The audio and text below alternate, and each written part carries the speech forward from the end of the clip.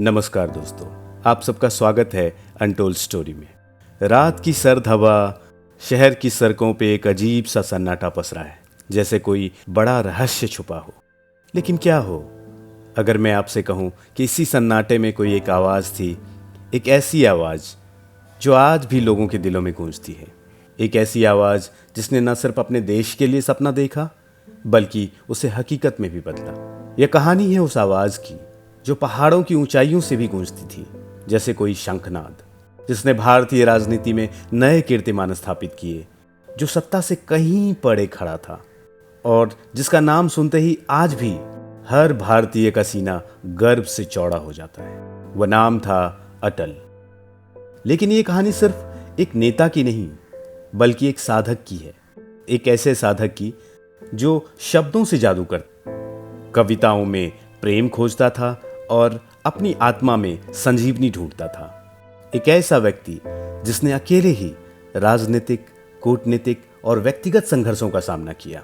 तो आइए चलिए उस यात्रा पर, जहां हर मोड़ पर एक नई कहानी है, कुछ अनकहे पहलू हैं, कुछ अनसुने किस्से हैं। ये कहानी है अटल बिहारी वाजपेयी की। मैं हूं आपका होस्ट नितिश, और चलिए इस सफर को आगे बढ़ाते हैं। हर बड़ा आदमी एक छोटे से बच्चे से ही तो शुरू होता है। क्या आप सोच सकते हैं कि एक साधारण सा बच्चा जो एमपी के छोटे से शहर की गलियों में दौड़ता, स्कूल में पढ़ाई करता, कभी भारत का प्रधानमंत्री बनेगा? शायद नहीं। लेकिन यही तो खासियत थी अटल जी की। हर चीज को उनके देखने का नजरिया बाकियों से थोड़ा अलग था। जहां लोग मुश्किलें देखते, अटल जी संभावनाएं खोजते। जैसे वो कहना चाहते हो, जीवन संघर्षों से भरा है मेरे दोस्त, लेकिन जीत उसी की होती है जो हार मानने से इनकार कर दे। अटल जी ने बचपन में ही सीख लिया था, मन की शक्ति को जो जान लेता है वो जग जीत लेता है। और यही उनकी पहली जीत थी, अपने मन पे विजय पाना। भगवत गीता का श्लोक है, कर्मण्येवाधिकारस्ते मा फलेषु कदाचन मात कर्म फल हेतुर्भुर्व मात संगोत्सव कर्मणि। अपने कर्म पे ध्यान दो, फल की चिंता मत करो। यही वो सिद्धांत है जो अटल जी के जीवन को प्रेरित करता रहा। शब्द कुछ लोगों के लिए सिर्फ अक्षरों का खेल होता है, लेकिन अटल जी के लिए तो ये जीवन की धड़कन थे। कविताओं में वह अपनी भावनाओं को यूं पिरोते थे जैसे कोई सजीव चित्र बना रहा हो। हार नहीं मानूंगा, रार नहीं ठानूंगा, काल के कपाल पर लिखता मिटाता हूँ, गीत नया गाता हूँ। यह सिर्फ शब्द नहीं थे, बल्कि अटल जी के आत्मा की पुकार थी। उनके शब्दों में प्रेम था, वेदना थी, संघर्ष था, और सबसे बढ़कर एक ऐसा साहस था जो हर बाधा को लांघ सकता था। उनकी कविताएं उन्हें उस अंधेरे से बाहर लाती थी जहां वो अकेले खड़े हो जाते थे। हर कविता उनके दिल के किसी कोने को छू जाती, और शायद यही वजह थी कि उन्होंने कभी भी अपना दर्द किसी के सामने नहीं रखा, बस अपनी कविताओं में उतार दिया। मौत से ठन गई, जीवन की लड़ाई से ठानी है। मौत से ठन गई, जीवन से लड़ाई की ठानी है। अंधेरों से निकलकर रोशनी की तलाश में जानी है। दोस्तों, जब जीवन में चुनौतियां बढ़ती है, तभी असली योद्धा उभरते हैं। अटल जी ने भी राजनीति के समंदर में कदम रखा, जहां हर लहर एक चुनौती लेकर आती थी। एक साधारण लड़का जिसने राष्ट्रीय स्वयंसेवक संघ आरएसएस के साथ मिलकर अपने सफर की शुरुआत की, आज भारतीय जनता पार्टी का सबसे बड़ा चेहरा बन चुका था। लेकिन उनकी राजनीति बाकियों से अलग थी। उनके लिए राजनीति का अर्थ था सेवा। उनका कहना था, सत्ता सिर्फ एक माध्यम है, देश सेवा का लक्ष्य है। शायद इसीलिए उन्होंने कभी कुर्सी के लिए राजनीति नहीं की, बल्कि अपनी नीति और अपने विचारों के लिए राजनीति की। उन्होंने हर चुनौती का सामना अपने शांत स्वभाव से किया। वह हर मंच पर, हर बहस में अपने शब्दों से ऐसा जादू बिखेरते थे कि उनके विरोधी भी उनका सम्मान किए बिना नहीं रह सकते थे। यही थी अटल जी की खासियत। योगस्थः कुरु कर्मणि संगं त्यक्त्वा धनंजय सिद्धे सिद्धयो समो भूत्वा समात्वं योगो उच्यते। कर्म करो, पर उसमें आसक्त मत बनो। सफलता असफलता को समान समझो, यही योग है। जब तक अटल जी ने प्रधानमंत्री की शपथ नहीं ली, तब तक वो अपने देशवासियों के लिए एक उम्मीद की तरह थे। जब उन्होंने शपथ ली तो वो उम्मीद हकीकत बन गई। यह एक ऐसा क्षण था जिसने भारत को एक नई दिशा दी। लेकिन राजनीति इतनी सरल नहीं थी। प्रधानमंत्री बनने के बाद भी चुनौतियों ने उनका पीछा नहीं छोड़ा और सबसे बड़ी चुनौती आई जब देश के सामने कारगिल का संकट खड़ा हुआ। देश का हर कोना जल रहा था, पर अटल ने कहा, हम शांति चाहते हैं, लेकिन इसका मतलब ये नहीं कि हम कमजोर हैं। कारगिल युद्ध के समय उनके निर्णय और नेतृत्व ने दुनिया को दिखा दिया कि भारत झुकने वालों में से नहीं है। साल 1999 भारत के इतिहास का वह समय जब दुश्मन ने छल से कारगिल की पहाड़ियों पर कब्जा कर लिया था।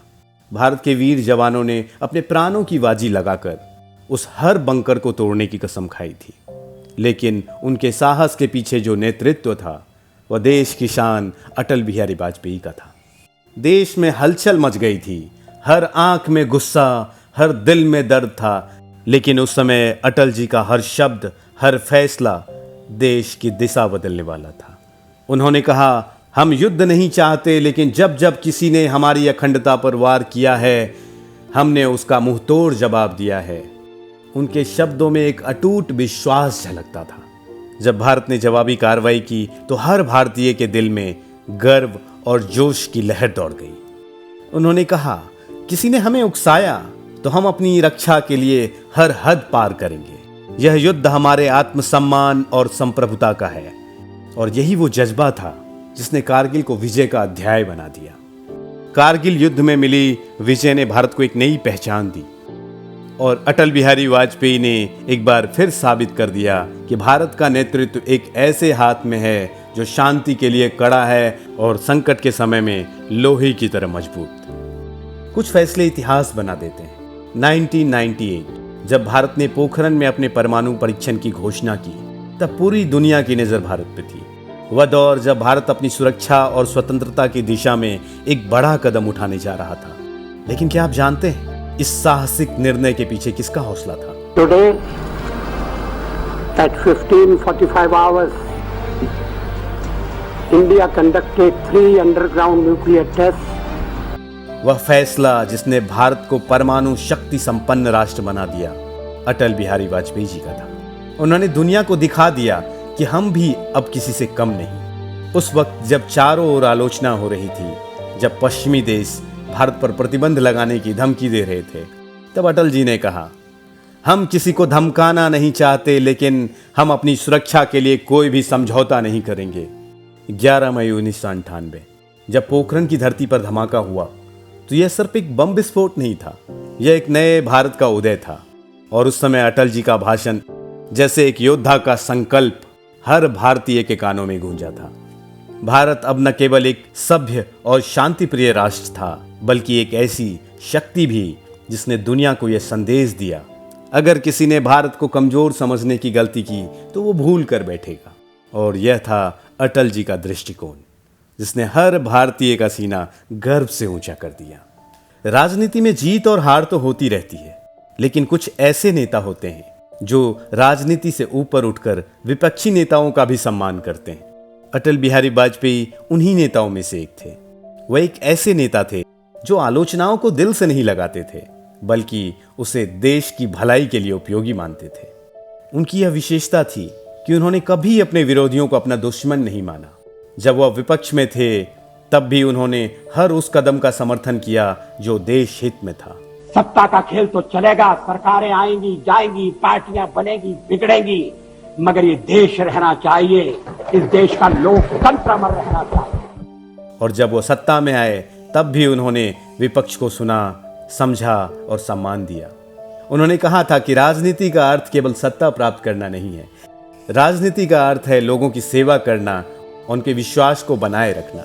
शायद इसीलिए जब 2004 में सत्ता से बाहर होने के बाद वह मुस्कुराते हुए बोले थे, हम हारते नहीं हैं पर हम विश्राम करते हैं, तो वह केवल शब्द नहीं थे, बल्कि अटल जी के महानता का प्रमाण था।